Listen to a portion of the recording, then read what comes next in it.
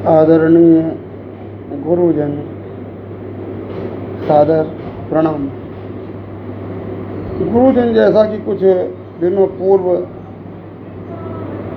पूज्य चरण प्रातः स्मरणीय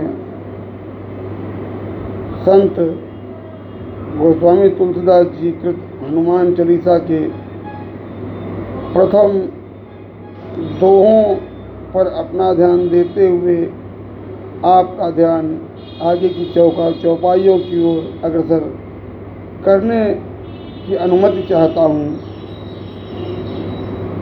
भक्त कवि का कथन है, जय हनुमान ज्ञान गुण सागर, जय कपीस त्रैलोक उजागर, राम दूत अतुलित बल धामा, अंजनी पुत्र पवन सुत नामा। इन चौपाइयों का अर्थ अगर विशेष किया जाए तो ये कहा गया, जय हनुमान ज्ञान गुण सागर।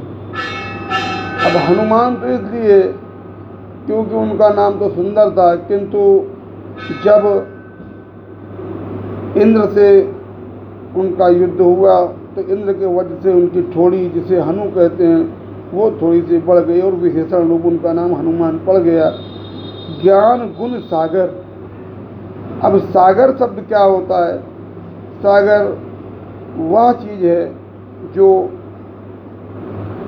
संसार में, विश्व में जल की आपूर्ति करता है। चाहे वह कुआं हो, चाहे वह तालाब हो, चाहे वह नदी हो, चाहे वह पहाड़ हो, सभी को सागर ही जल की पूर्ति करता है। जब जल का वाष्पन होता है तभी वह बादल के रूप में जाकर के पहाड़ों पर, झरनों में, नदियों में, तालाबों में, कुओं में रिस कर पानी धरती की सतह से सबको जल की आपूर्ति करता है।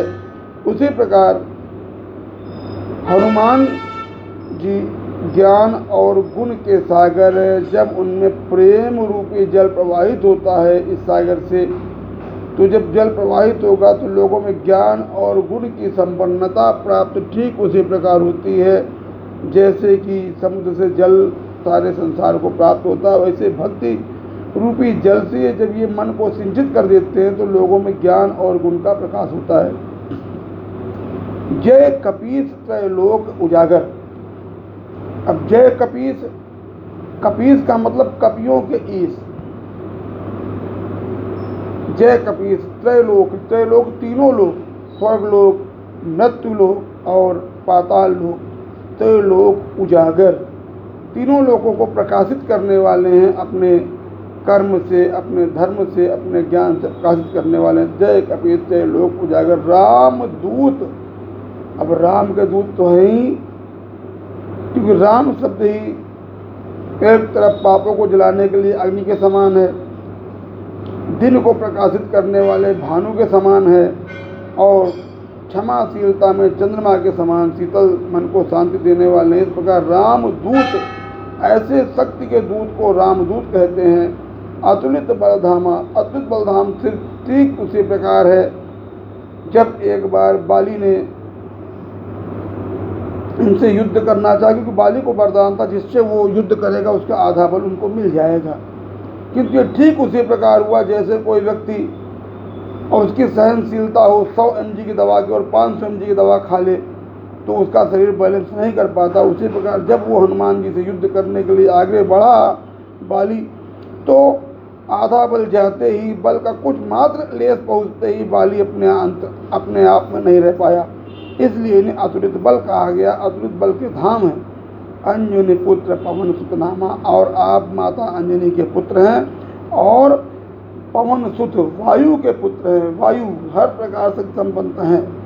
महावीर विक्रम बजरंगी, कुमत निवार सुमत के संगी, कंचन वरण विराज सुवेशा, कानन कुंडल कुंचित केसा।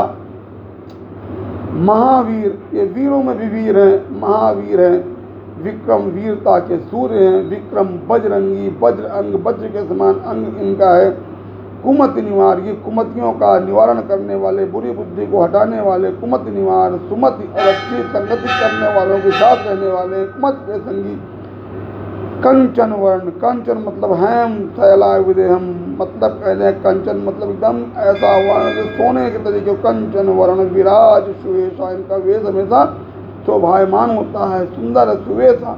कानन कुंडल, कान में कुंडल डालने का अर्थ है अपने शरीर को संतुलित करना।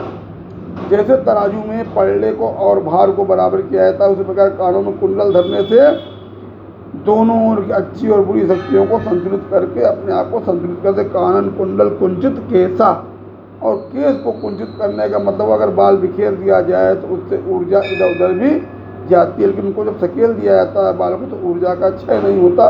कुंचित केसा।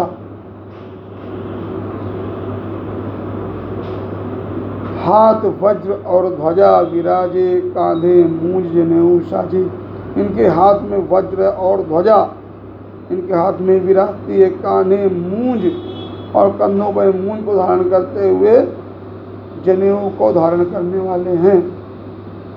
इतना ही कह के मैं अपनी वाणी को आज विराम देना चाहता हूँ और आपसे प्रार्थना करना चाहता हूँ कि आप इस हनुमान चालीसा को नियमित पठन पाठन करें और आदरणीय हनुमान जी से अपने लिए सुख और समृद्धि के प्राप्ति की प्रार्थना करें। जय श्री राम। ओम शांति शांति शांति।